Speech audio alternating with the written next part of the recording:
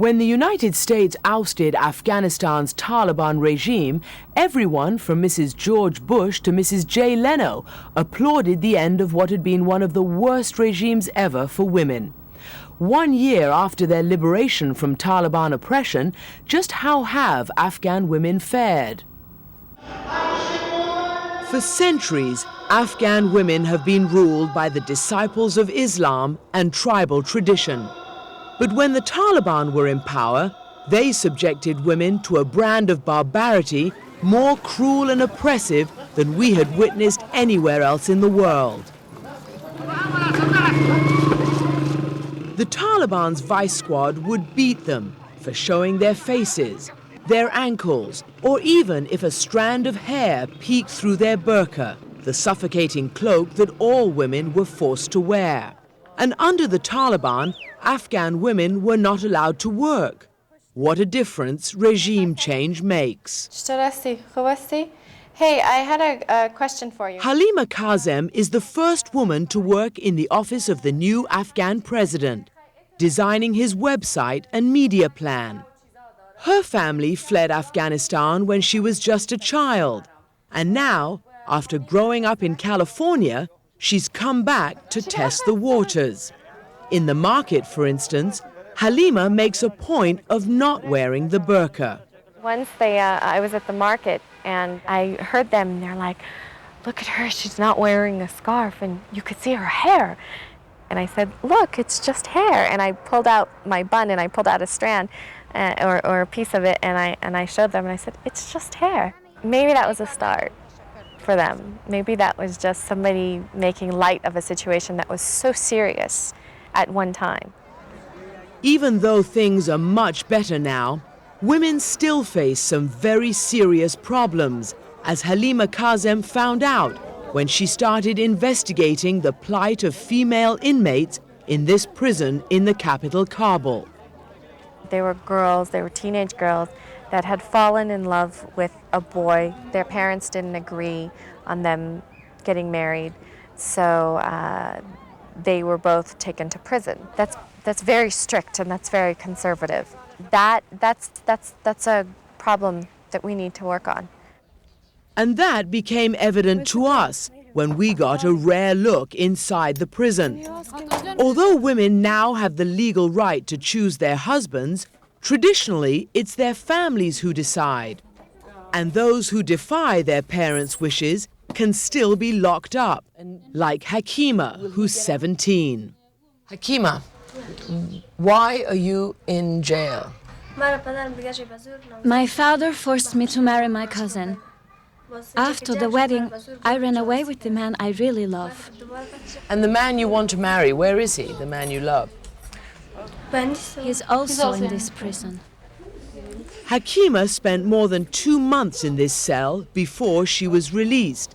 In the end, she was charged with running away, not adultery. But there are 30 other young women still in this prison awaiting their fate. We asked Seema Samar, Afghanistan's first Minister of Women's Affairs and now the Human Rights Commissioner, why this is happening.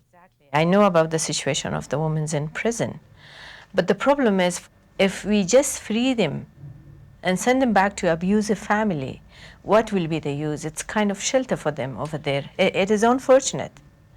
Prison is a shelter for these women. It's that bad that prison is a shelter for them. Somehow they are safe here.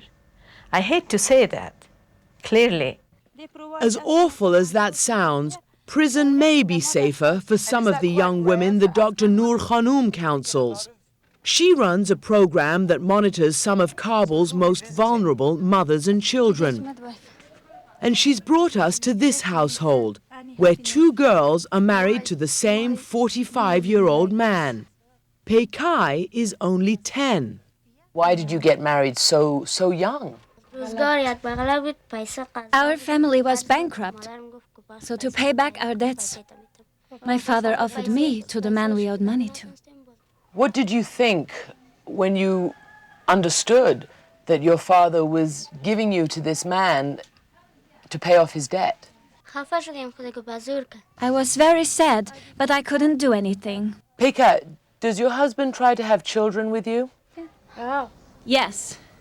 Have you ever understood happiness? Have you ever known happiness? No.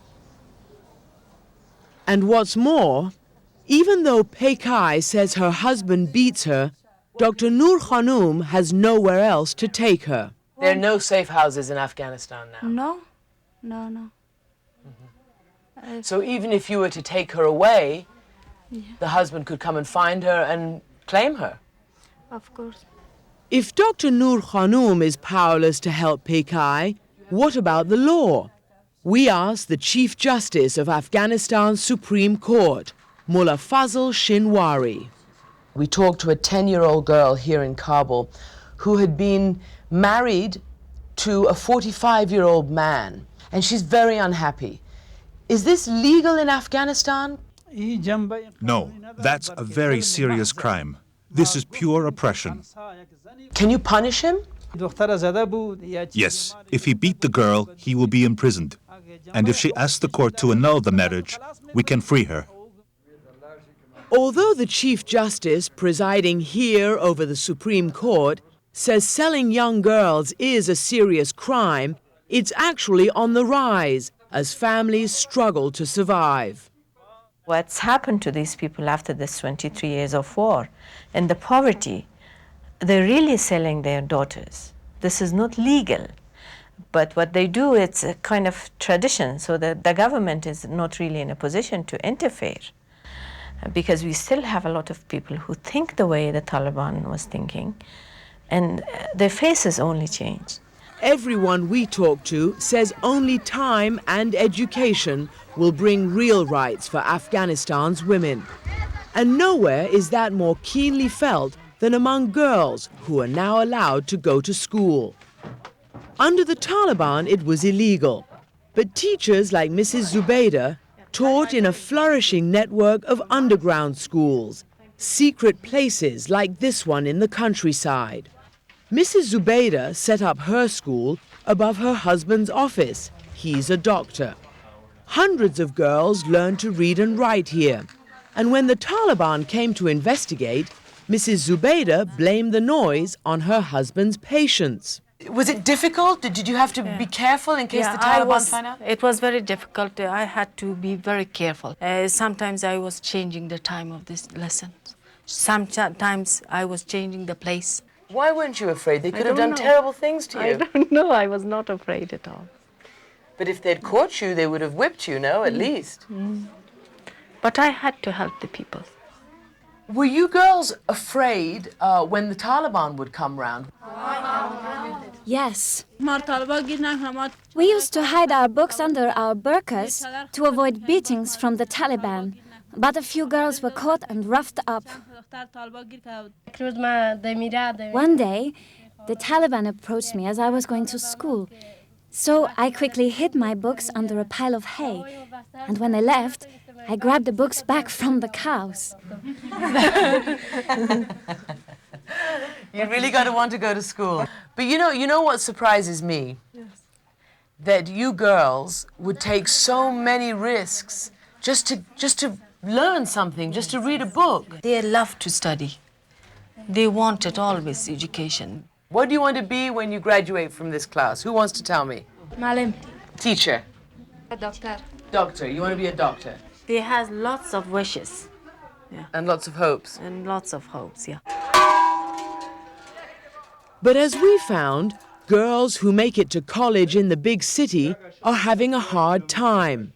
Most of the women at this engineering school in Kabul have dropped out because the dorms were destroyed during the war and they've nowhere to sleep. After the Taliban fled, more than 3 million girls and boys rushed back to school. That's more than double what the government expected. But there are still many girls who may never see the inside of a classroom. The father of these little girls keeps them at home weaving carpets. Why don't the men let the girls go to school? Our men are strict, and they don't let the girls go to school. We put the same question to Mohammed Hussein, the man of the house. Why don't you let your children go to school, your girls go to school? They're making $5 a month weaving carpets, and I'm unemployed. If they go to school, we can't even pay for their books. But look, you've got all girls, and one day they're going to be able to make more money if they're educated. Do you understand that? But poor people like us don't have that choice. If the girls don't work, we'll all be hungry. The women in this household want their girls to be educated, but in the end, it's the man who decides. He is the one who sets the rules. Yes, it's true. But many women have no choice.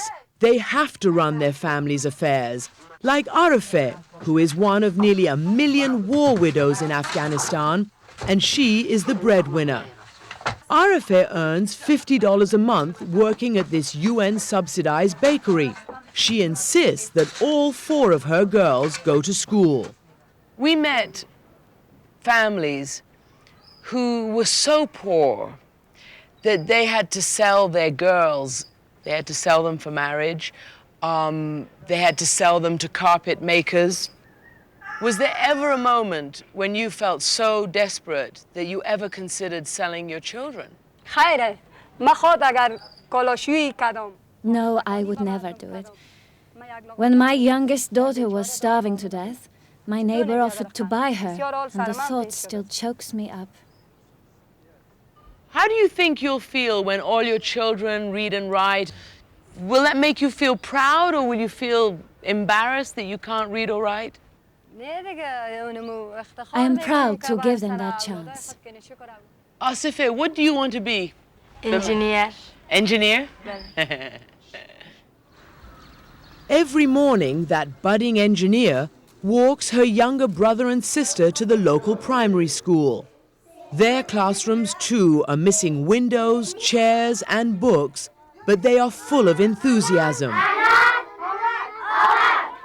And this is a hopeful sign for Halima Kazem, who's seen women make real progress here. The Taliban really destroyed female self-confidence. You're starting to see them smile and giggle and, laugh. I love seeing the little girls walking to and from school in groups, and they're laughing and they're joking. That's really heartwarming to see that. And we have to remember where we were 8 months ago.